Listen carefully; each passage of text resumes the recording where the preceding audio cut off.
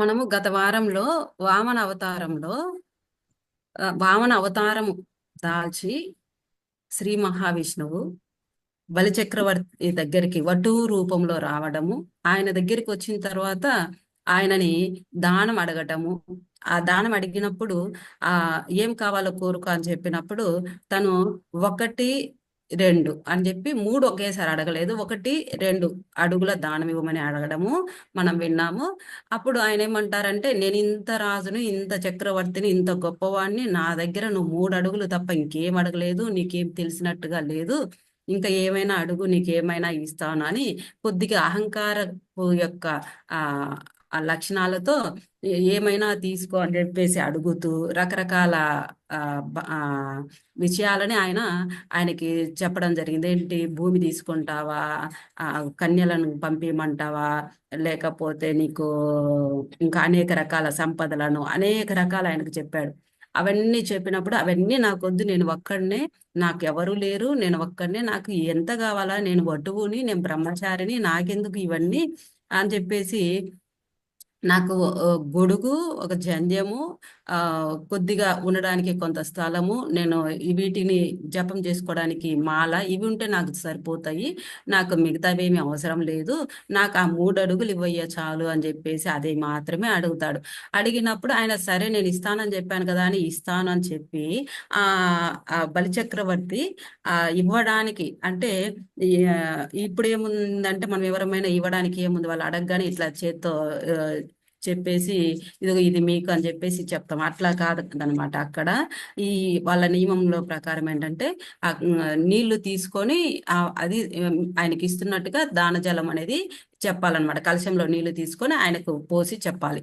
అది కలశం తీసుకొని ఇంకా అది ఇవ్వడానికి సిద్ధం అవుతున్న సమయంలో ఆ బలిచక్రవర్తి యొక్క గురువు అయినటువంటి శుక్రాచార్యుడు రావడం జరిగిందనమాట. ఆ రాగానే ఆయన ఏం చెప్తున్నాడంటే, ఈయన ఎవరు ఏంటి అనేది చెప్తున్నాడు. శుక్రాచార్యుడు రాక్షసుల అందరికీ గురువు అతను. చాలా గొప్పవాడు. దేవగురువు అయిన బృహస్పతితో సమానమైనటువంటి వ్యక్తి. అందుకే అతనికి ఈ విశ్వంలో ఆయనకి కూడా నవగ్రహాలలో ఒక గ్రహంగా ఆయనకు కూడా చోటు ఇవ్వడం జరిగింది. ఆ, మరియు మొత్తము మనం చూసుకున్నట్టయితే గ్రహాలలో అందమైన గ్రహం కూడా శుక్రుడు. శుక్రుడు అనేది చాలా అందమైన గ్రహము. మనకి వెలుగుతూ కనిపిస్తుంటుంది సాయంత్రం సమయంలో చూస్తే. ఇదే యొక్క గ్రహాన్ని మనము గ్రీకు వాళ్ళు ఏమంటారంటే వీనస్ అంటారు వాళ్ళు. అందమైన గ్రహం అన్నమాట. సరే, మనం ఇక్కడ ఏం చెప్పుకుంటున్నామంటే ఆయన కూడా ఈ గ్రహాలలో ఒక స్థానాన్ని ఇవ్వడం జరిగింది. అంత గొప్ప వ్యక్తి. గురువులలో బృహస్పతి దేవతలకు ఎలా అయితే గొప్పవాడో, ఈయన కూడా రాక్షసులకు అంత గొప్పవాడు. ఈయన ఉద్దేశం ఏంటంటే, నేను ఇంత కష్టపడి ఇంత విశ్వజిత్ యాగాన్ని నేను చేపించి ఇంత సంపదని, ఇంత వైభవాన్ని బలిచక్రవర్తికి రావడానికి కారణమైనటువంటి వీళ్ళందరినీ బాగుండాలని చెప్తే, ఈ చక్రవర్తి ఏ ఆలోచన లేకుండా మొత్తం తీసి ఆయనకు దారి పోస్తాను అంటున్నాడు. ఎందుకు ఆ మాట ఆయన అంటున్నాడు? శుక్రాచార్యుడు ముందే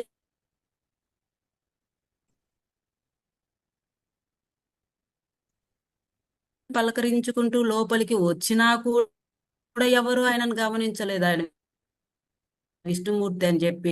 కానీ శుక్రాచార్యుడు ముందుగానే గమనించాడు. అంటే అతను అంతగా ఆ ఉన్నమాట. ఆ ఆధ్యాత్మిక పరంగా ఉండి ఆ యొక్క స్వరూపం ముందుగానే పసిగట్టినటువంటి గొప్ప వ్యక్తి శుక్రాచార్యుడు. ఆయన ఏమంటున్నాడంటే, వచ్చినవి ఎవరో అనుకుని నువ్వు ఇచ్చావయ్యా అని చెప్పేసి ఇక్కడ శుక్రాచార్యుడు ఇక్కడ ఆ, వచ్చి అతను మాట్లాడిన విషయాలన్నీ మనము చెప్పుకుంటున్నాం అన్నమాట. అందులో చెప్తున్నాడు, ధనుజేంద్ర, ఇతడు ధరణీసురుడు కాడు, ఈశ్వరుడు కాడు, దేవ కార్యంబు సాధించు కొరకు హరి విష్ణుడవ్యయుండదితి గర్భమున కశ్యప సూనుడై కలిగే నకట ఎరుగక ఇతని కోరిక నిద నంటివి దైత్య సంతతికి ఉపద్రవము వచ్చు, నీ లక్ష్మి తేజు నెలవు నైశ్వర్యంబు వంచించి ఇచ్చు దా వాసవు నకున్ మొనసి జగములెల్ల మూడు పాదముల నకిల కలుగుచు నాక్రమించు సర్వధనము విష్ణు సంసర్జనము చేసి బడుగు పగితి నెట్లు బ్రతికేదవు నీవు. అయ్యా, వచ్చిన వ్యక్తి బ్రాహ్మణుడు కాదు, దేవ కార్యం సాధించుకొనుటకు ఆ మహా ఆ యొక్క అతిథి గర్భమున ఆ కశ్యపుని యొక్క కుమారుడిగా వచ్చాడు. ఆయన మహావిష్ణువు, ఆయన విష్ణు రూపం అని నీకు తెలియక నువ్వు ఆయనకు దానం ఇస్తానని నువ్వు ఒప్పుకున్నావు. ఇప్పుడు ఆయన ఊరుకుంటాడా? నీ యొక్క లక్ష్మి, నీ ఐశ్వర్యం అంతా వెళ్ళిపోతుంది. లక్ష్మి ఉందంటే ఐశ్వర్యమేనండి మొత్తము. నీ ఐశ్వర్యం అంతా వెళ్ళి దగ్గర ఏమీ ఉండదు. నువ్వు ఆయనకేమో ఇస్తానని చెప్పావు, అదంతా తీసుకెళ్లి ఆయన ఇంద్రుడికి ఇచ్చేస్తాడు. ఆ తర్వాత నువ్వు చెప్పిన 3 అడుగులతో ముల్లోకం ఆక్రమించేస్తాడు. ఇంకా ఎక్కడ నువ్వు ఉండడానికి ప్రదేశం ఉండదు. నువ్వు ఎక్కడికి వెళ్తావు? ఏ విధంగా నువ్వు బ్రతుకుతావు నిరుపేదగా అని చెప్పేసి ఆయన పలుకుతున్నాడు అనమాట. అంతేకాక ఇప్పుడు శుక్రాచార్యుడు ప్రారంభించినటువంటి మాటలు అనమాట. అంటే గురువు అడుగుతున్నాడు, నువ్వు ఎట్లా చేస్తావని. అలాగే ఏం చెప్తున్నాడు? ఒక్క పదంబున భూమియు నొక్కి యున్నతమూర్తిని, ఒక్క పాదంతో భూమిని తో స్వర్గాన్ని ఆక్రమించేస్తాడు. దిక్కులు గగనములు తానై, మొత్తం దిక్కులంత సమస్త విజయ్ ఉంటాడు. ఇక వెక్క సమయున్న నిందు వెడదలో చెప్పుమా, అంతా ఆయనే కలిసి ఉంటున్నాడు. మొత్తం విశ్వమంతా కలిసిపోతాడు. ఇక మొత్తం ఆయనే అయిపోయి ఉంటాడు. ఎందుకంటే విష్ణు అంటే వ్యాప్య వ్యక్తి, విశ్వమంతా ఆయనదే, ఆయన తప్ప ఇంకెవరిది కాదు. మరి అట్లా మొత్తం అయి ఉంటాడు. మరి ఇంకా నువ్వు ఎక్కడికి వెళ్తావయ్యా అని చెప్పేసి అడుగుతున్నాడు. అడిగినప్పుడు ఏం చెప్తున్నాడు ఇంకా ఈ పద్యంలో అంటే, ఇచ్చేదనానికి ఈకున్న నరకంబు ద్రోవ నీవును సమర్థుడవుగాన, నువ్వు ఇస్తానని చెప్పావు, ఇవ్వకపోతే నరకానికి ఏమైనా వెళ్తావా నువ్వు? అది కూడా నువ్వు పక్కన పెట్టేస్తావు. అంటే నరకానికి వెళ్ళేటప్పుడు కూడా నేను ఎందుకు వెళ్ళాలి? నేను రాజును కదా, నా ప్రజల కోసం నేను ఇవన్నీ చేశాను, నా ప్రజల కోసం నేను ఉంచుకున్నాను, నేను ఇస్తానని చెప్పాను, కానీ ఇంత పోతుందని నాకు తెలియదు. మరి నా ప్రజలను రక్షించాల్సిన బాధ్యత నాది. నువ్వు చెప్పుకొని నువ్వు చేసుకొని నువ్వు నరకానికి పోకుండా కూడా నువ్వు మార్గాన్ని మార్చుకోవచ్చు. ఏ దానం నాశమే తెంచినదియు దానంబుగా తండ్రు తత్వ విధులు. ఏదైతే మనం దానం ఇవ్వాలనుకుంటున్నామో ఆ దానం వలన మన యొక్క మొత్తము నశించిపోతుందని తెలిసినప్పుడు, మన యొక్క ఐశ్వర్యం అంతా పోతుందని తెలిసినప్పుడు దానం ఇయ్యాల్సిన పని లేదని మన పెద్దలు చెప్తున్నారు. దానంబు యజ్ఞంబు కర్మంబును విత్తవంతుడై తలపవలయు. ఎప్పుడైతే మనం సమృద్ధిగా సంపద ఉన్నప్పుడు మనం దానం చెయ్యొచ్చో, యజ్ఞం చెయ్యొచ్చో, తపము చెయ్యొచ్చో, ఇంకెవరికైనా మనం మనకు వచ్చిన వాళ్ళకి ఏదైనా సహాయం చెయ్యొచ్చు. ఇవన్నీ చేయాలి. ఎప్పుడు చేయాలి? మన దగ్గర సంపద ఉన్నప్పుడు. ఇప్పుడు నీ దగ్గర సంపద ఉంది, నీ దగ్గర ఉన్న సంపదని నువ్వు నీ యొక్క ప్రజల కోసము, అనేక కార్యక్రమాల కోసం ఇదన్నిటిని నువ్వు ఉపయోగించాలి ఈ సంపదతో. మరి ఈ సంపదను మొత్తం నువ్వు ఆయనకు, ఆ మహావిష్ణువు వటు రూపంలో వచ్చిన ఆయనకి నువ్వు ఇచ్చేస్తే మరి నీకు ఏముంటుంది? నీ దగ్గర ఇంకేముంది? ఉన్నటువంటి సంపదను ఎవరైనా కానీ 5 భాగాలుగా విభజించాలి. 5 భాగాలుగా విభజించి ఒక భాగం వచ్చి కుటుంబానికి, కామానికి, ఇంకొక భాగం అర్థానికి, అవసరాలు తీర్చడానికి కావలసినటువంటి స్థిరాస్తిని మనం సంపాదించుకోవడానికి కానీ, ఏదైనా కానీ ఏదైనా అర్థముని కొంత ఉంచుకోవాలి. అలాగే ధర్మానికి మనం ఏదైనా అవసరమై ఉంచుకోవాలి ఒక భాగం. ఇంకొక భాగం మన కీర్తి ప్రతిష్టలకు ఉపయోగించాలి. భాగం మనకు వచ్చినటువంటి ఆర్తులు ఎవరైతే ఉంటారో, మాకు సహాయం చేయమని ఎవరైతే అడుగుతారో వాళ్ళకి ఇవ్వడానికి ఉపయోగించాలి. మన దగ్గర సంపద మొత్తము 5 భాగాలుగా చేసి నువ్వు వీళ్ళందరికీ పంచాలి. నువ్వు ఎడికి పంచకుండా మొత్తం అంతా నేను ఆ ఒడ్డుకి ఇచ్చేస్తాను, ధర్మం కాదు. నువ్వు రాజుగా చేయవలసింది ఇది కాదు. కాబట్టి నువ్వు ఇవ్వను అని చెప్పినా తప్పులేదు అని చెప్పేసి ఆయన చెప్తున్నాడు అనమాట. పరిపూర్ణుడు అవుతారు. అంటే అంత సంపదన ఉన్నప్పుడు గా ఉంటావు. తనకు మాలిన ధర్మం చెయ్యొద్దు, తన ధర్మం కానిది ఏది నువ్వు చెయ్యొద్దు చెప్పేసి ఆ యొక్క శుక్రాచార్యుడు బాధతో, గురువు శిష్యుడు ఇబ్బంది పడుతున్నాడు అంటే గురువు భరించలేడు కదా, పాపం బాధతో చెప్తున్నాడు, మొత్తం పోతుంది ఈయనకు అని చెప్పేసి చెప్తున్నాడు అనమాట. అంతేకాకుండా ఇంకేం చెప్తున్నాడో ఒకసారి విందాం. అంటే ఋగ్వేదంలో ఒక సూక్తి ఉంది. ఆ సూక్తి ఏం చెప్తుంది వినయ్యా అని చెప్తాడు. అంగీకరించిన నక్లంబు బోవుచో ననృతంబు కాదని నా వదిప, ఆత్మ వృక్షం మూల మనృతంబు నిశ్చయ మనృ సెడదు. ఏమంటున్నాడంటే, నువ్వు అంగీకరించావు ఇస్తానని చెప్పి, నువ్వు ఇవ్వనన్నావు అనుకో, అది ఏమి కాదు, అది అసత్యము అవదు. ఎందుకని? నీ మొత్తం పోతుంది కాబట్టి నువ్వు ఇవ్వకపోయినా పర్వాలేదు. ఈ ఆత్మ అనే ఈ వృక్షానికి కూడా మూలం అసత్యం అనేది ఉంటుంది. ఎందుకని అసత్యం అని చెప్పారు ఇక్కడ అంటే, మనం ఆత్మ అనేది ఎప్పుడూ నిరాకారము, రూపం ఉండదు, దానికి శాశ్వతమే అన్నమాట. ఇప్పుడు ఈ ఆత్మ అనేది ఎప్పుడు మరణించదు. మనం వెళ్ళిపోతాం, మన శరీరం వెళ్ళిపోతుంది, కానీ ఈ ఆత్మ ఎప్పుడు ఎక్కడికి పోదు, వెళ్ళిపోయి మళ్ళీ ఇంకొక శరీరంలోకి వెళ్ళిపోతుంది తప్ప ఆత్మకి ఎప్పుడు కూడా మరణం అనేది లేదు, ఎల్లప్పటికీ ఉంటుంది. అది ఈ ఆత్మ అనేది సత్యంగా ఉంటుంది. మరి ఈ ఆత్మ అనేది ఎప్పుడు అసత్యానికి మూలంగా మనం నేను ఈ విధంగా ఉన్నానని మనం ఏదో అనుకుంటున్నాము, కానీ ఈ ఆత్మకి అవేముండవు. ఇది మనం అనుకుంటున్నవన్నీ దానికి మూలం అన్నమాట. ఈ అసత్యానికి మూలం. ఈ ఆత్మ అనేది ఎప్పుడు ఉండాలి అంటే, ఈ మొదలు ఉంటే అది మళ్ళీ చెట్టు పెరుగుతుంది. ఆ పండ్లు, ఫలము అనేవి సత్యానికి రూపాలు. అలాగే ఇప్పుడైతే చెట్టుకి మొదలు ఉంటుందో దానికి అన్ని పండ్లు, ఫలాలు అన్ని అన్ని ఉంటాయి. అలాగే నువ్వు కూడా నీ దగ్గర సంపద ఉంటేనే నువ్వు ఈ రాజ్యాన్ని పరిపాలించగలుగుతావు. ఈ రాజ్యం సస్యశ్యామలంగా ఉంటుంది. నీ దగ్గర ఏమీ లేకపోతే రాజ్యాన్ని, ప్రజలు అలాగే మొత్తము అన్నీ పోతాయి. నువ్వు ఎవరిని ఏమి చేయలేవు, పాలించలేవు, అంత కష్టంగా ఉంటుంది నీకు అని చెప్పేసి చెప్తున్నాడు అనమాట.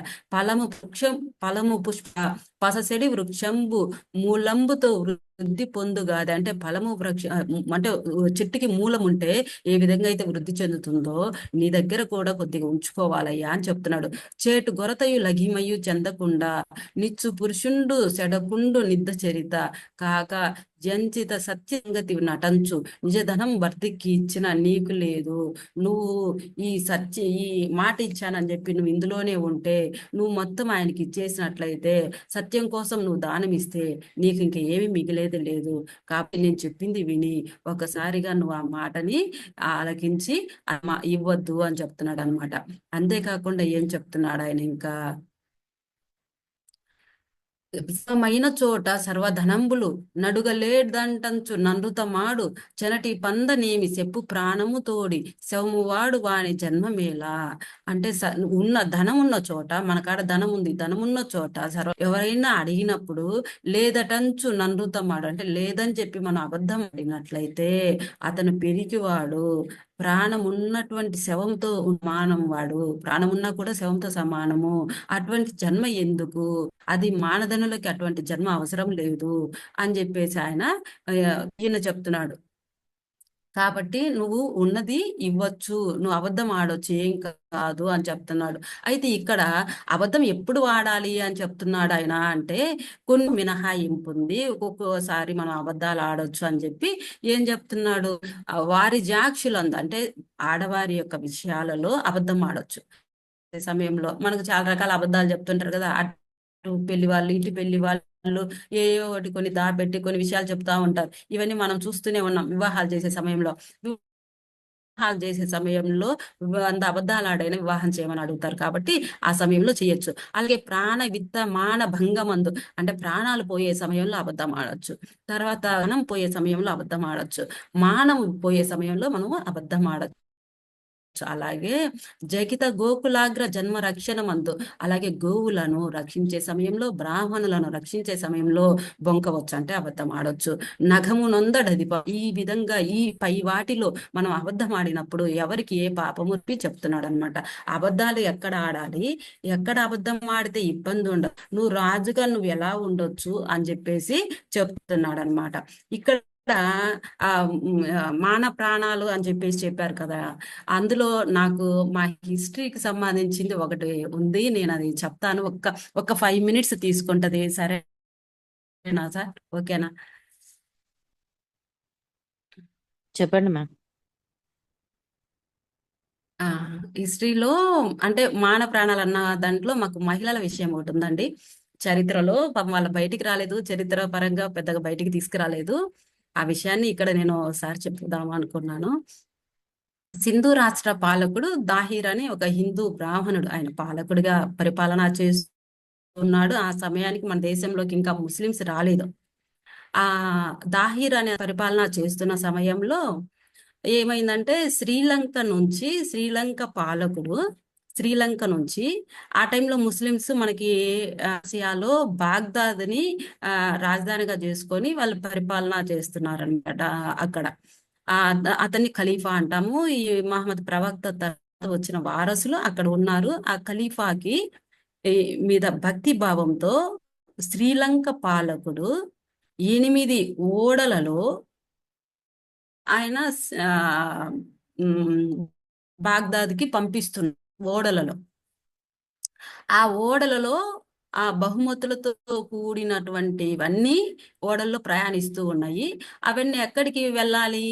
ఆ శ్రీలంక నుంచి మనం మ్యాప్ గుర్తు చేసుకున్నట్టయితే ఎడం వైపుగా వచ్చి, అంటే కేరళ, కర్ణాటక, ఆ తర్వాత గోవా, ఆ తర్వాత దాని మీదుగా వెళ్ళిపోయి అవి మళ్ళీ ఇరాన్కి ఇరాక్కి వెళ్ళిపోవడం జరుగుతుంది. అంటే ఆ మార్గంలో ఆ ఓడ వెళ్ళాలి, చివరి మార్గంలో. అలా వెళ్ళాల్సిన సమయంలో ఏమైందంటే అవి వెళ్తూ ఉన్న సమయంలో కరెక్ట్ గా సింధు రాజ్యానికి వచ్చిన తర్వాత, సింధు రాజ్యంలో ఓడరేవు, దేబాల్ అనే ఓడరేవు పేరు అది. ఆ ఓడరేవు దగ్గరికి వచ్చిన తర్వాత ఓడరేవు దగ్గర ఓడ దొంగలు ఏం చేశారంటే ఆ ఓడని దోచుకున్నారు. ఇప్పుడు కూడా మన దేశంలో ప్రపంచవ్యాప్తంగా ఇప్పుడు కూడా జరుగుతున్నాయి. ఆ దక్షిణాఫ్రికా దేశంలో ఆ కింద ఏదైతే ఉన్నాయో ఆ ప్రాంతంలో ఇప్పటికీ కూడా ఓడ దొంగల్ని మనం పైరైట్స్ అంటారు ఇప్పుడు అంతర్జాతీయంగా. వాళ్ళు ఇప్పటికి కూడా దొంగతనం చేస్తారు, ఓడల్ని బంధిస్తారు, ఆ వ్యక్తుల్ని, ఓడల్లో ఉన్న అధికారులను బంధించేస్తారు, వాళ్ళకి కావాల్సినవన్నీ ఇచ్చిన దాకా వదిలిపెట్టారు. మన ఆంధ్ర అతన్ని కూడా ఒక 4-5 ఏళ్ల కిందట వదిలిపెట్టారు, బంధించి కూడా. అలా ఓడ దొంగలు వచ్చి దొంగతనం చేసేశారు. ఆ సంపదని దొంగలు దోచుకున్నారు. ఇక్కడ ఏమైందంటే ఆ విషయము ఆ ఖలీఫాకి తెలిసింది. ఖలీఫా వరకు మన దేశంలోకి ముస్లిమ్స్ రాలేదండి. ఆ ఆ ఖలీఫాలకు తెలిసింది. ఖలీఫాకు తెలిసి, ఖలీఫా ఇంత జరిగింది సింధు రాష్ట్రంలో కాబట్టి సింధు రాజే మాకు ఇవన్నీ చెల్లియాలి, సింధు రాజే ఈ బాధ్యత అన్నాడు. అనగానే ఏమైంది, వెంటనే సింధు రాజు ఏమన్నాడు, ఓడరేవులో ఉన్నింది మీ వాళ్ళు ఆపారు, మీ వాళ్ళు ఆపిన తర్వాత అక్కడ దొంగతనం జరిగితే దానికి నేను బాధ్యత ఎట్లా వహిస్తాను? దొంగలకి నేను బాధ్యత కాదు కదా, కాబట్టి నాకు సంబంధం లేదు, నేను కట్టను ఇదంతా అని చెప్పేసి పాలకుడు అంటాడు. లేదు, నువ్వు కట్టకపోతే నేను మీద దాడికి వస్తామన్నారు. అంతకుముందు 2-3 సార్లుగా అంతకు ముందు ఉన్నటువంటి మహమ్మద్ ప్రవక్త వెంటనే ఉన్నటువంటి వాళ్ళు ప్రయత్నం చేసినారు, కానీ దేశంలోకి ఓడించి పంపించేశారు. రాలేదు, ఎవరు దేశంలోకి అడుగు పెట్టలేదు ఏ ఒక్కరు కూడా. అయితే ఈయన ఏం చేశాడు, లేదు నేను నీ మీద యుద్ధానికి వస్తున్నాను, నువ్వు నాకు ఇస్తానని చెప్పిన సంపద ఇవ్వలేదని చెప్పేసి అప్పుడు ఆయన ఆ ఇద్దరిని 2 సార్లుగా వ్యక్తులను పంపించారు. వాళ్ళని కూడా ఓడించి పంపించినాక మూడోసారిగా ఫైనల్ గా మహమ్మద్ బిన్ కాసిం అని అతన్ని పంపించాడు. అతను చిన్న వయసు పంపించి నువ్వు పోయి యుద్ధం చేసుకొని మనకు రావాలని పంపిస్తే ఈ మహమ్మద్ బిన్ కాసిం మన భారతదేశంలోకి వచ్చినటువంటి మొట్టమొదటి ముస్లిం, భారతదేశంలోకి అడుగు పెట్టినటువంటి మొదటి ముస్లిం చిన్న పిల్లాడు. వాడు సైన్యాన్ని తీసుకొని దేశంలోకి వచ్చాడు. వచ్చినాక జయించడం కష్టమే, ఎందుకంటే ఈ దేశంలో ఆయన ఎప్పుడు చేశాడంటే వాళ్ళని వీళ్ళని తన వైపు తిప్పుకొని లంచాలు, ఆ యొక్క రాజు యొక్క రహస్యాలు తెలుసుకొని ఆ యుద్ధం చేశారు. ఆ రోరు యుద్ధంలో పాపం దాహిర్ రాజు పాలకుడు యుద్ధంలో మరణించాడు. ఆయన మరణించిన తర్వాత ఆయన భార్యను వచ్చి వీళ్ళు చెరబట్టారు. వాళ్ళ ఇద్దరు కూతుర్ని ఏం చేశాడంటే మహమ్మద్ బిన్ కాసిము ఆయన మీద ప్రేమతో ఆ ఖలీఫాకి 2 అమ్మాయిల్ని పంపించేశాడు. వింటూనే ఉంటాం. ఇక్కడ ఈ అమ్మాయిల విషయం మీకు చెప్పడం కోసం నేను ఇక్కడ చెప్పానండి. 2 అమ్మాయిలు, సూర్యాదేవి, పరిమళాదేవి, ఇద్దరిని ఈ కాసిం ఏం చేశాడంటే వాళ్ళ అమ్మను మాత్రం ఈయన దగ్గర పెట్టేసుకొని వీళ్ళిద్దరిని పంపించేయడం జరిగింది అక్కడికి.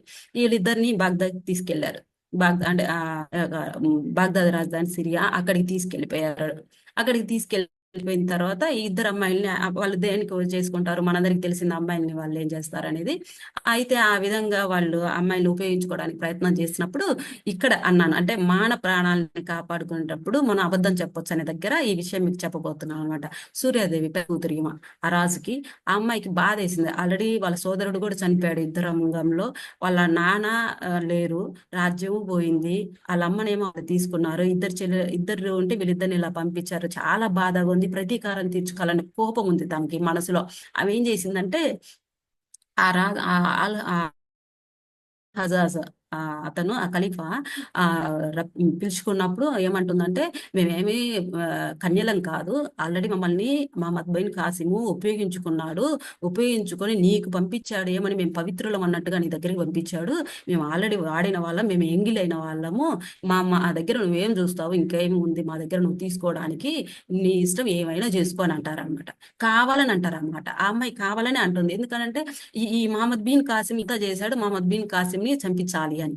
ఆ మాట అనేసరికి ఆయనకి వెంటనే ఏం చేశాడు, ఆ ఆల్ హజాజా ఖలీఫా కోపం వచ్చేసి, మహమ్మద్ బిన్ కాసిం ఎక్కడున్నా పట్టుకురండి అని చెప్పేసి ఆ ఎద్దులతో ఆయన్ని ఎద్దుల చర్మంతో చుట్టేసి గాలి రాకుండా పట్టేసి చేయండి అని చెప్తే, ఆ విధంగా వాళ్ళు మన దేశంలో సింధుని అతను ఆక్రమించున్నాడు అనమాట. ముల్తాన్ని ఆక్రమించున్నాడు. ముల్తానికి బంగారు నగరం అని పేరు కూడా పెట్టున్నాడు అప్పుడు. ఎందుకంటే అంత సంపద ఉన్నింది మన దేశంలో. ఆ సంపద దానికి బంగారు నగరం అని పేరు కూడా పెట్టాడు అతను. అక్కడ ఉన్నాడు. అతన్ని తీసుకొని రండి అని చెప్తే తీసుకొని వెళ్ళిపోయారు. వెళ్ళిపోయే సమయంలోనే మార్గమధ్యలోనే కాసిం చనిపోయాడు. ఆ అమ్మాయి కోరికేంటిది, మమ్మల్ని ఇంత పని చేశాడు, మేము ప్రతీకారం తీసుకోవాలని. ఎప్పుడైతే ఆ ఖలీఫా వీళ్ళిద్దరిని రమ్మని అడిగాడో, ఆ సమయంలో ఈ మాట చెప్పి ఆ అమ్మాయి తప్పించుకొనింది. ఇప్పుడు ప్రతీకారం తీర్చుకుంది. ఎందుకని మహమ్మద్ బిన్ కాసిం చనిపోయాడు. ఇప్పుడు ఇంకా ఆల్హజాజ్ కాడ తెప్పించుకోవాలి కదా. ఇంకా ఈ ప్రతీకారం తీర్చేసుకుంది, ఇది అయిపోయింది. ఈయన కాడ తెప్పించుకోవాలి కదా. అప్పుడు ఈయన దగ్గర కాడికి వచ్చేసరికి, ఇదిగో నేను చూడు, ఇలా చేశాను ఇదిగో అని చెప్పేసి ఆ చనిపోయిన శవాన్ని వీళ్ళ దగ్గర తీసుకొచ్చాడు. తీసుకొచ్చి ఇది చూడండి నేను ఎట్లాంటి వాడినో, నేను ఎంత గొప్పవాడినో అని చెప్తే, అప్పుడు ఈ అమ్మాయి అంటుంది, అరే పిచ్చోడా, మా అమ్మ మా నాన్నని చంపి, మా సోదరుణ్ణి చంపి, మా రాజ్యాన్ని ఆక్రమించినందుకు నేను ప్రతీకారం కోసం ఈ మాట చెప్పాను. నేను చెప్పిన మాట నమ్మి నువ్వు ఈ పని చేశావు. ఆ నేను చెప్పింది నా ప్రతీకారం తీర్చుకోవడం కోసమే, అంత తప్ప వేరేం లేదు అని చెప్పి దానికి ఏమనిపించిందంటే, అప్పుడు దాకా వీళ్ళు హిందువులు వీళ్ళను అని ఆలోచించిన అతనికి ఈ అమ్మాయి ఎప్పుడైతే నిజం చెప్పేసిందో,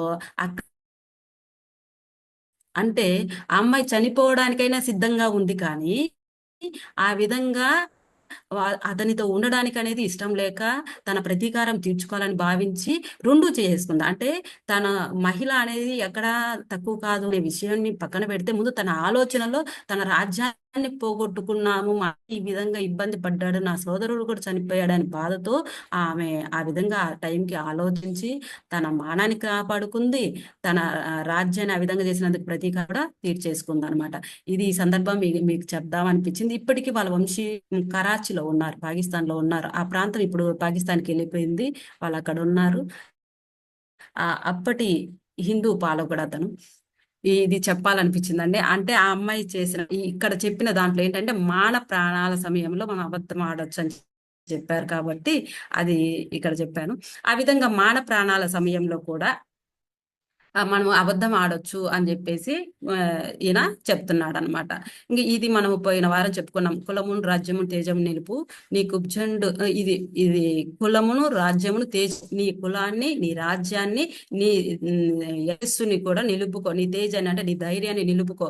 మీ కుబ్జుండు విశ్వవరుండు అలతి బోడు, మీ కుబ్జుండు అంటే కుబ్జుడు విశ్వానికి విశ్వం ఆయనే. ఆయన ఎక్కడికి పోడు, అంత సులువుగా ఎక్కడికి పోడు.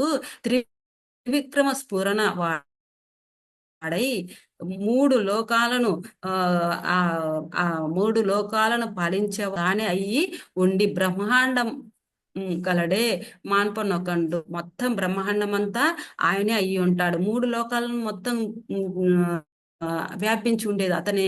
ఆ యొక్క మీ కుబ్జుండు, నా పలుకు లాకర్నింపు, నా విను, ఆయన మామూలోడు కాదు. నీ పొట్టివాడు నీ దగ్గరికి వచ్చిన వ్యక్తి ఎవరో, విశ్వానికి మొత్తము మూలము ఆ విష్ణువు.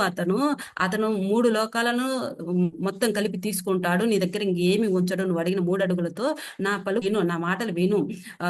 దానము గీనము అనేది ఇస్తాను, దానం ఈయనని చెప్పు అని చెప్పి ఆయనకు చెప్తాడు అనమాట. నువ్వు దానం ఇస్తానని చెప్పి నువ్వు అనద్దు, దానం ఈయనని చెప్పయ్యా, ఒక మాట నా మాట వినయ్యా, నేను గురువుగా నీకు చెప్తున్నాను, నీ మేలు కోరి చెప్తున్నాడు అనమాట. ఆ మాట చెప్పినప్పుడు ఇక్కడ తెలుస్తుంది, అంటే తన శిష్యుడు ఏ విధంగా నాశనం అయిపోతున్నాడా, ఏ విధంగా ఇబ్బంది పడతాడా, ఏమి లేకుండా ఏ విధంగా పోతాడా అనే బాధ గురువులో కనిపిస్తుంది. కానీ బలి చక్రవర్తి దగ్గర మాత్రము ఆ ఇచ్చిన మాట మీద నిలబడతాను అని ఆయన కనపడుతుంది అనమాట. నిజమానతి నిశ్చితివి నువ్వు మహాత్మా గురువా, నువ్వు నాకు మంచి మాట ఇచ్చావు, మంచి మాట చెప్పావు. మహిని అంటే ఈ మహా అంటే ఈ మొత్తం మహిని గృహస్థ ధర్మంబు. ఈ సమస్త లోకంలో గృహస్థులకి ఇది ధర్మం. కానీ అర్ధంబు కామంబు యశమును వృత్యు నెయ్యది ననియు నర్ద లోపమున నర్ది బొమ్మను టెట్లు నేను నా దగ్గరది అంతా ఉన్నింది. ముందే చెప్పాను, నేను ఏం అడిగినా ఇస్తాను, నువ్వేదైనా కావాలంటే కోరుక అని నేను చెప్పాను. ఈరోజు అర్ధ లోభమున నాకు ఏదైతే ధనం ఉందో ఆ ధనం మీద ఆశతో, లోభం అంటే ఆశ, అత్యాశ, పేరాశ, ఆ లోభముతో నేను ఆయనని ఎట్లా పొమ్మనుటెట్లు ఎట్లా పొమ్మంటాను. పలికి లేదనుట కంటే నేను పలికి అని ఇస్తానని చెప్పాను. నేను ఇస్తానని చెప్పిన తర్వాత నేను లేదనుట కంటే ఇవ్వను అని మళ్ళా చెప్తే ఆ పాపం ఎట్లాంటిది, నేను ఆ పాపాన్ని ఏ విధంగా మోసేని, ఎట్టి దుష్కర్మునే భరించద గాని సత్యహీనుని మోవజాలననుచు పలుకిదే తొల్లి భూదేవి తోడా. భూదేవి అంట బ్రహ్మతో చెప్పిందంట ఏమని, నేను ఎటువంటి చెడ్డ పని చేసేవాడినైనా, ఎటువంటి దుష్కర్మలు చేసేవాడినైనా నేను భరిస్తాను కానయ్యా, అబద్ధం ఆడేవాడిని, ఆ ఇచ్చిన మాటని నిలబెట్టుకోలేను అటువంటి వాడిని నేను మోయలేను, నా చేతదు అని చెప్పి బ్రహ్మదేవుడికి చెప్పిందంట. సమరము నుండి తిరుగు చచ్చు కంటే, సమరం యుద్ధరంగం జరుగుతుంది, యుద్ధంలో వెనికి అమ్మో యుద్ధంలో చనిపోతాను ఎద్దులే అని చెప్పి యుద్ధంలో వెనుక తిరిగి వచ్చుట కంటే మరణించడం మేలు కదా, అక్కడ యుద్ధరంగమున వీరమరణం పొందుట మేలు కదా. పలికి బొంకక నిజమున బరుగు కంటే, అంటే నేను చెప్పాను ఇస్తానని చెప్పి ఇప్పుడు అబద్ధం మాడటం అనేది మానధనులకి మంచిది కాదు. నేను ఎవరైతే యుద్ధరంగానికి వెళ్తారో వాళ్ళు వెనిగి తిరిగి వచ్చుట కంటే వీరమరణం పొందడం ఎట్లయితే సంతోషమో, ఇచ్చిన మాటని అబద్ధం మళ్ళీ వెనక్కి తీసుకునే కంటే ఇచ్చేయడమే మంచిది అని చెప్పేసి చెప్తుందనమాట. ఇక్కడ మీకు ఒక మాట గుర్తు చేస్తాను. సమరము నుండి తిరిగి వచ్చుట కంటే, యుద్ధరంగం నది వెనక్కి తిరిగి వచ్చుట కంటే వీరమరణం పొందడం మేలు అనే దగ్గర మనకు చిన్నప్పుడు మన పుస్తకాలలో ఖడ్గతిక్కనది కథ ఒకటి ఉండేది, అందరం విన్నాం. యుద్ధం నుంచి పాపము ఆయన ఇంటికి వచ్చినాడని వాళ్ళ అమ్మ, వాళ్ళ భార్య అందరూ పాపము ఆయన్ని ఎంతగా ద్వేషించి ఆ నెల్లూరు మన్మసిద్ధి మహారాజు కాటమరాజుకి మధ్యలో జరిగిన కథ ఇది. వాళ్ళ ఇద్దరి మధ్యలో జరిగిన యుద్ధం ఇది. ఆ యుద్ధ రంగంలో ఖడ్గతిక్కన యుద్ధానికి వెళ్ళాడు. వెళ్ళి పాపము యుద్ధ రంగంలో ఎందుకులే అని చెప్పి వెనక్కి తిరిగి వచ్చాడు అతను. ఎందుకు వెనక్కి తిరిగి వచ్చాడంటే కాటమరాజు చెప్పినంత నిజము. పాపం వాళ్ళ మీద యుద్ధం చేసి వాళ్ళని ఎందుకు ఇబ్బంది పెట్టాలి, వాళ్ళ గోవులను చూసుకునే వాళ్ళు, ఆ గోవుల పైన అంత ప్రతాపం మనం ఎందుకు చూపించాలి అని చెప్పి అతను ఆ ఊరిని నమ్మి బయటకు వచ్చాడు, వెనక్కి వచ్చాడు. ఇది వచ్చినందుకు ఈ రాజ్యం అందరూ ఒప్పుకోరు కదా, నువ్వు వెనక్కి వచ్చావని ఆయనకి వాళ్ళ ఆవిడ, మనం కథలో చిన్నప్పుడు బుక్ లో ఉంది, పసుపు ముద్ద అవన్నీ తీసుకెళ్లి బాత్రూమ్ లో పెట్టి స్నానం చెయ్య అంటే పాపం ఆయనకి చాలా బాధేస్తుంది. ఇంకా వద్దులే ఈ బాధపడడం కంటే యుద్ధరంగంలో చనిపోవడం మేలనేసి ఆయన బయటకు వచ్చి యుద్ధరంగానికి వెళ్ళి వీరమరణం పొందుతాడనమాట. ఇప్పుడు కూడా మనము మొన్న జరిగిన యుద్ధంలో అన్నమయ్య జిల్లాకు చెందినటువంటి బాబు మురళీ నాయక్ కూడా మరణించాడు. మొన్న ఆపరేషన్ సింధూర్ లో కూడా అలా జరిగిందనమాట. యుద్ధరంగంలో వెళ్ళిన వాళ్ళు వెనుదిరిగి అంటే భయపడి వెనక్కి తిరిగి రాకూడదు అని చెప్పేసి చెప్తున్నాడు. ఇచ్చిన మాట మీద నిలబడి ఉండాలి అని చెప్పేసి ఎవరు చెప్తున్నారు, బలి చక్రవర్తి చెప్తాడు ఇక్కడ, నేను మాట తప్పను అంటున్నాడన. అలాగే ఇంకేం చెప్తున్నాడు ఇక్కడ, చాలా బాగుంటుంది ఈ పదము. దాత్రిని హాలికునకును సుక్షేత్రము బీజము నొకట చేకురు భంగిం అంటే ఆ పొలం అనే రైతు మంచి సారవంతమైన పొలం లభించింది అనుకోండి, ఆ పొలముకి సరిపడ మంచి క్షేత్ర బీజాలు అంటే విత్తనాలు, మంచి విత్తనాలు లభించాయి అనుకోండి, ఆ రైతు పంట వేస్తే, ఆ విత్తనాలు వేస్తే ఆ పంట అంత ఏపుగా పెరిగి అంత ఉత్పత్తి బాగా అవుతుంది, సమృద్ధిగా బాగా పండుతుంది పంట. అటువంటిది ఏ విధంగా అయితే రైతుకి మంచి పొలము, మంచి విత్తనాలు ఒకే చోట దొరకడం అంటే, అలాగే ఈ సంపద ఉంటే సంపద, అలాగే దానం తీసుకునే వ్యక్తి ఉత్తముడై ఉండడం అనేది చాలా అరుదు అంటున్నాడు. ఏం చేయాలంటే ఇక్కడ నా దగ్గర సంపద ఉంది, ఈ సంపదని ఇస్తే తీసుకునేవాడు ఉత్తముడై ఉండాలి. మరి అంతటి గొప్ప మహావిష్ణువే ఇక్కడికి వచ్చి ఈ దానం తీసుకోవడానికి వచ్చి ఉంటే, అంత గొప్పవాడికి నేను దానం ఇవ్వబోతున్నాను అంటే ఇంకా ఏమి కావాలి నాకు? అంతకంటే మించి ఇంకేం కావాలి? అదే నాకు అదృష్టం కదా అంటున్నాడు. ఇప్పుడు మనం అనేక మంది దానాలు చేస్తాం. దానాలు అనేవి అనేక ఆ, కొన్నిసార్లు అనేది ఫలము అందుతుంది, ఇంకోసారి అందదు. అంటే ఏదో బూడిదలో పోసిన పన్నీర్ అవుతుంది ఒక్కొక్కసారి అనేది. అంటే ఆ దానం బూడిదలో పోసిన పన్నీర్ కాదు ఇక్కడ. నేను ఎంత అదృష్టంతో అది తీసుకునేటువంటి వాడు ఉత్తముడై ఉన్నాడు. నా దగ్గర సంపద ఉంది, నేను ఇస్తానంటే ఎవరైనా వస్తారు. కానీ ఆ సంపద ఎవరికి ఉపయోగమో, ఎవరికి అవసరమో అలాంటి వ్యక్తికే కదా మనం దానం ఇవ్వాలి. ఆ దానం ఇచ్చేది కూడా మనం ఏం చెప్తున్నాడు, ఉపయోగపడే వారికి దానం ఇవ్వాలి. అది ఇక్కడ తీసుకునే వ్యక్తి ఎవరు? అసలు ఎంత మహానుభావుడు, ముల్లోకాలను పాలించేవాడు నా దగ్గరకు వచ్చి దానము తీసుకోవడానికి వస్తే, అంత ఉత్తమమైనటువంటి వ్యక్తి నాకు దాన గ్రహీతగా లభిస్తుంటే అంతకంటే నాకు ఇంకేంది అని చెప్పి అడుగుతున్నాడు. మనము ఆ దేవదేవుడు మన దగ్గరకు వచ్చి తలుపుచ్చుకొని కాలింగ్ బెల్ కొట్టి ఆ అమ్మవారు లక్ష్మీదేవి స్వామి వచ్చి మన దగ్గరకు వచ్చి అడిగితే మనం ఎంత అదృష్టవంతులమండి. మన దగ్గర ఉన్నదంతా లేరని అని అంటాం, కానీ ఇంకా వేరే ఏమి దొరకదు. ముఖ్యంగా ముందు వాళ్ళిద్దరు కనపడ్డారంటే మనకేం మాటలు రావులేండి. అది మాత్రం మనం ముందు తెలుసుకుంటాం. ఎవరమైనా కూడా ఆయన ప్రత్యేకత మనం గమనించామో లేదో, ఆ శ్రీ వెంకటేశ్వర స్వామి యొక్క సన్నిధికి వెళితే మన ఏ కోరికలు ఏం ఉండవు. ఆయన రూపం చూసామా, ఆయన చెయ్యిని చూసామా, ఏం చూసాము ఏందని చూస్తాం, కానీ ఇంకేం కోరుకోం. అలాంటిది అంత గొప్పవాడు ఉత్తముడిగా నా దానం స్వీకరించడానికి దాన గ్రహీతగా వస్తుంటే నాకు అంతకంటే ఇంకేమి అంటున్నాడు అనమాట. ఈ విధంగా మళ్ళీ ఇక్కడ ఇంకొకటి చెప్తాడు. ఉడగని క్రతువుల వ్రతముల అంటే అక్కడ తెరగకుండా అనేక యజ్ఞాలు యాగాలు చేస్తూనే ఉంటారు మన పెద్దవాళ్ళు, మన రాజులు అందరు చేస్తూనే ఉన్నారు. మునులు మునీశ్వరులు అనేక మంది చేస్తున్నారు క్రతువులు. పొడగన జననట్టి పొడవున అన్ని క్రతువులు చేసిన, అన్ని చేసిన యజ్ఞహసుని ఆయనకి ఇస్తామని చెప్పిన ఆ స్వామి ప్రత్యక్షం అవడం అనేది చాలా ప్రత్యక్షమయ్యేది. అంత త్వరగా ఆయన అందరికి ప్రత్యక్షమవడు. అలాంటి వ్యక్తి మహానుభావులు మునులు అదే ధ్యాసలో ఉండి ఆ వేదాలను చదువుతూ ఆ క్రతువులన్నీ చేస్తున్నటువంటి వ్యక్తులకి స్వయంగా వచ్చి ఆ రూపం కనిపించదే. అటువంటి వ్యక్తికి అంత పొడవైనటువంటి వ్యక్తి, విశ్వం అంతా వ్యాపించి ఉన్నటువంటి వ్యక్తి చిన్నవాడై ఒడ్డుపోయి 3 అడుగుల పొడవుకు దిగిపోయి, అంటే విశ్వమంతా ముల్లోకాలను వ్యాపించే వ్యక్తి, విశ్వమంతా ఆయన ఉన్నటువంటి అతను పొడవునా కురుచై చిన్నవాడైపోయి, నా కోసం కురుచవాడైపోయి నా దగ్గర వచ్చి నన్ను అడిగాడు. నన్ను అడుగుతున్నప్పుడు నిడరాదే మహానుభావ ఇష్టార్థంబు, అతడు కోరింది నేను ఇవ్వకపోతే గురుదేవా అని చెప్పేసి అడుగుతున్నాడు. అంటే ఏం చెప్తున్నాడు? ఎంతో మంది అనేక మంది యజ్ఞయాగాలు మనం చూస్తూనే ఉన్నాం. అనేక యజ్ఞయాగాలు జరుగుతూ ఉంటాయి. ఆ స్వామి రకరకాల యజ్ఞాలు చేస్తూ ఉంటారు, క్రతువులు చేస్తూ ఉంటారు, హోమాలు చేస్తూ ఉంటారు. ఆ స్వామిని మనము అనుగ్రహించమని అనేక చేస్తుంటాం. కానీ ఆయన తొందరగా ఆయన మనకి ప్రత్యక్షంగా కనిపించాడు. నేను ఏం చేయకుండానే నాకు ఇంత గొప్పవాడు పొట్టివాడైపోయి నా ఎదురుగా కనపడుతుంటే నాకంటే మించింది ఏముంది? ఆయన అడిగింది ఇవ్వకపోతే ఇంకా ఏం చెయ్యను నేను అని చెప్పేసి తనలో ఉన్నటువంటి మనసులో ఉన్నటువంటి భావాన్ని ఆయన తెలియజేస్తున్నాడు అనమాట. ఎంత గొప్పగా చెప్తున్నాడో చూడండి. అంటే అంతటి గొప్పవాడు నా దగ్గరకు వచ్చి చెప్తున్నాడు, పుట్టివాడైపోయి నా దగ్గరకు వచ్చి నన్ను అడుగుతున్నాడు అని. ఇంకా ఇక్కడ